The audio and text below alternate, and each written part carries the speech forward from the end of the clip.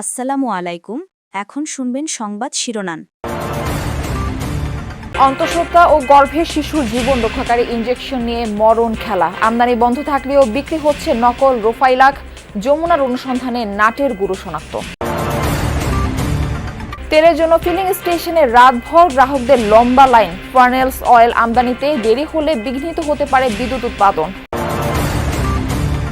Prepaid মিটারের মাসিক ভাড়া তুলে দেওয়ার ঘোষণায় খুশি সাধারণ গ্রাহকরা। ডিমান্ড চার্জ সহ অতিরিক্ত ব্যয় কমিয়ে আনার পরামর্শ বিশ্লেষকদের। সংবিধান সংস্কার পরিষদ ইস্যুতে আলোচনার জন্য মঙ্গলবার সময় নির্ধারণ করলেন স্পিকার। অধিবেশনের শেষ 2 ঘণ্টার সময় বরাদ্দ। দেশে হঠাৎই হামের প্রাদুর্ভাব, টিকাদানে শিথিলতা আর স্বাস্থ্য সহকারীদের আন্দোলনকে দুষছেন সংশ্লিষ্টরা। রোগীর চাপ সামলাতে হিমশিম অবস্থা। ইসরায়েলের শিল্প এলাকায় ইরানি হামলা, রাসায়নিক ছড়িয়ে পড়ার আশঙ্কা। পেট্রোকেমিক্যাল প্ল্যান্টে চালানো অভিযানে বিদ্যুৎ বিচ্ছিন্ন তেহরান। আসসালামু আলাইকুম। এতক্ষণ দেখছিলেন সংবাদ শিরোনাম, এখন দেখবেন বিস্তারিত। আমদানি বন্ধ, তারপরও বিক্রি হচ্ছে ফার্মেসিতে। আদতে আসল নামে সয়লাভ, নকল ইনজেকশন। আরও ভয়াবহ তথ্য, হিউম্যান এন্টি-ডি ইমিউনোগ্লোবিন ইনজেকশনটি ব্যবহৃত হয় অন্তঃসত্ত্বা নারী ও গর্ভের শিশুর জন্য। মানুষের প্রাণ নিয়ে ভয়ঙ্কর এই খেলায় মেতেছেন আমদানিকারক প্রতিষ্ঠানেরই এক কর্মকর্তা। নকল ইনজেকশন বিভিন্ন হাসপাতালে সরবরাহ করা হলেও মাথা ব্যথা নেই কারো। রাজধানীর শাহবাগের মেডিকোস ফার্মেসি ক্রেতা সেজে দেখা যাক হিউম্যান অ্যান্টি-ডি ইনজেকশন কেনা যায় কিনা। এবার যমুনার ক্যামেরা দেখে অপ্রস্তুত হয়ে গেলেন দোকানি।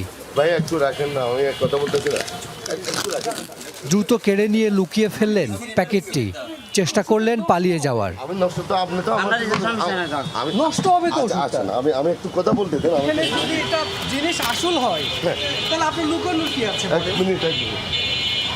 জিনিস আসল হলে লুকানোর কি আছে? বের করেন, লোহার একটা বের করেন। আপনি সমিতি অফিসে আসেন। না, সমিতির অফিসে না তো, আপনি এটা বের করেন। কোথা আপনি সমিতির অফিসে আসেন? আমি কথা শুনি না। এটা কোথা থেকে নিয়ে আসেন? আমি মিটফোর্ড থেকে আনছি ভাইয়া। কলেজ গেটের বুশরা ফার্মেসিতে প্রেসক্রিপশন দেখিয়ে জানতে চাই হিউম্যান অ্যান্টি-ডি ইনজেকশন আছে কিনা। ফ্রিজ থেকে বের করে দিলেন দোকানি, দাম 4,500 টাকা। ইনজেকশনটি সুইজারল্যান্ডের তৈরি, কোম্পানি নাম রোফাইলাক 300। আমদানিকারক হিসেবে মোড়কে লেখা ইন্টারন্যাশনাল এজেন্সি বিডি লিমিটেড। সরকারের তরফ থেকে বারবারই বলা হচ্ছে সংকট নেই, অথচ মধ্যরাতেও রাজধানীর বেশিরভাগ পেট্রোল পাম্পে ছিল না জ্বালানি তেল। চোখে পড়ে গ্রাহকদের লম্বা লাইন। সোমবার ভোর রাতে রাজধানীর বিভিন্ন এলাকা ঘুরে দেখা যায় কোথাও পাম্প বন্ধ, আবার কোথাও স্বল্প পরিমাণে বিক্রি হচ্ছে তেল। দীর্ঘ লাইনে ঘন্টার পর ঘন্টা অপেক্ষা করছেন মোটরসাইকেল ও প্রাইভেট কার চালকরা। সরবরাহে অস্বাভাবিকতা এবং ভোক্তাদের মধ্যে অনিশ্চয়তা মিলিয়ে অঘোষিত সংকট তৈরি হয়েছে পাম্পে। চালকদের অভিযোগ, দীর্ঘ সময় লাইনে দাঁড়িয়ে নষ্ট হচ্ছে কর্মঘণ্টা। সরকারের সঠিক তদারকির অভাবে দেখা দিয়েছে এই বিশৃঙ্খলা। এদিকে তেল মজুদ আর সরবরাহে অসামঞ্জস্যতা রুখতে তদারকিতে প্রত্যেক পাম্পে কর্মকর্তা নিয়োগ দেওয়া হলেও তাদের দেখা মেলেনি। এখানে আস্তে আস্তে 12:30 বেজে গেছে, তো ভাবলাম যে একটু তেলটা নিয়েই যাই।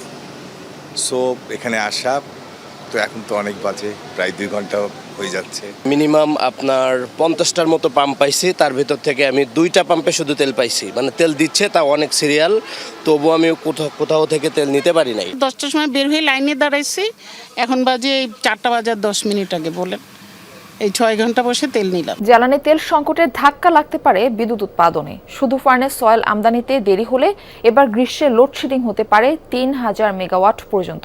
এমন আশঙ্কা বেসরকারি বিদ্যুৎ কেন্দ্র মালিকদের সংগঠন বিপার সভাপতি জানালেন, ফার্নেস অয়েলের চলমান মজুদ দিয়ে এপ্রিলের 2য় সপ্তাহ পর্যন্ত ব্যাকআপ দেয়া যাবে।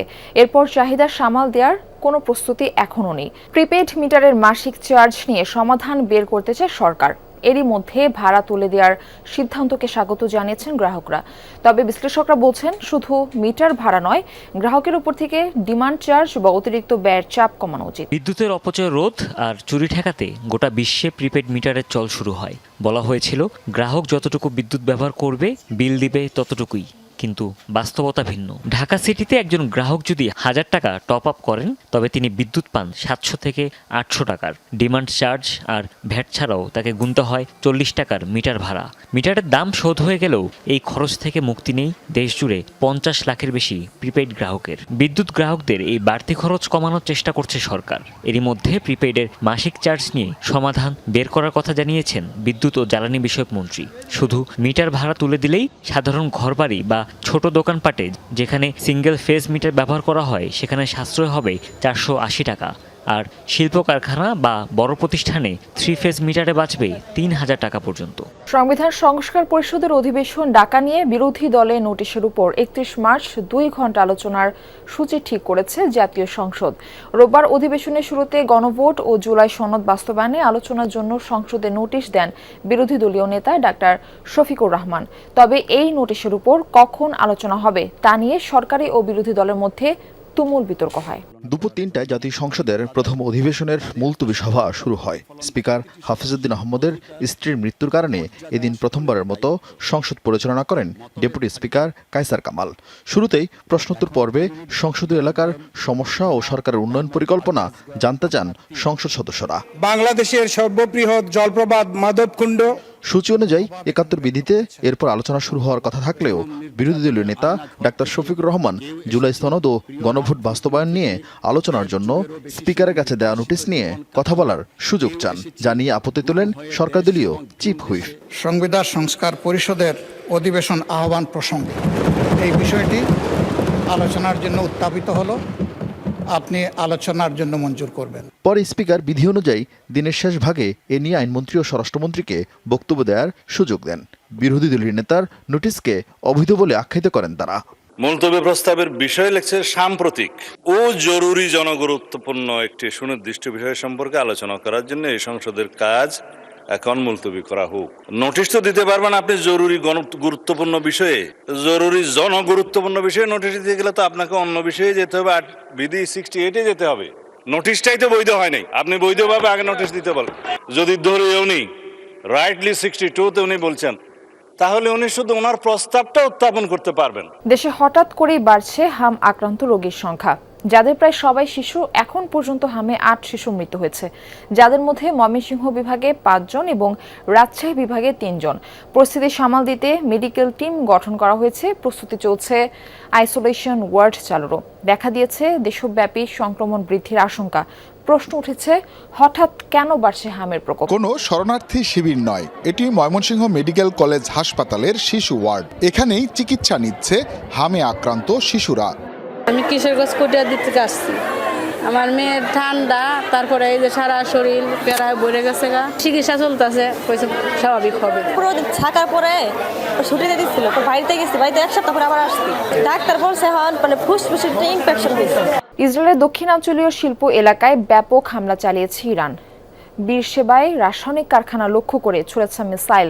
বিস্ফোরণের পর ছড়ায় আগুন, কালো ধোঁয়ায় ছেয়ে যায় বিশাল এলাকা। রাসায়নিক লিকেজের শঙ্কায় আশপাশের বাসিন্দাদের ঘরে থাকার নির্দেশনা দিয়েছে কর্তৃপক্ষ। হামলা হয়েছে ইসরায়েলের আরও কয়েকটি এলাকায়। মধ্যপ্রাচ্যের অন্যান্য দেশেও মিসাইল ছুড়েছে ইরান। অবশ্য সেসব ভূপাতিতের দাবি করেছে বাহরাইন, জর্ডান, কাতার, সৌদি আরব ও সংযুক্ত আরব আমিরাত। কুয়েতের একটি প্ল্যান্টে হামলায় এক ভারতীয় শ্রমিক নিহত হয়েছেন।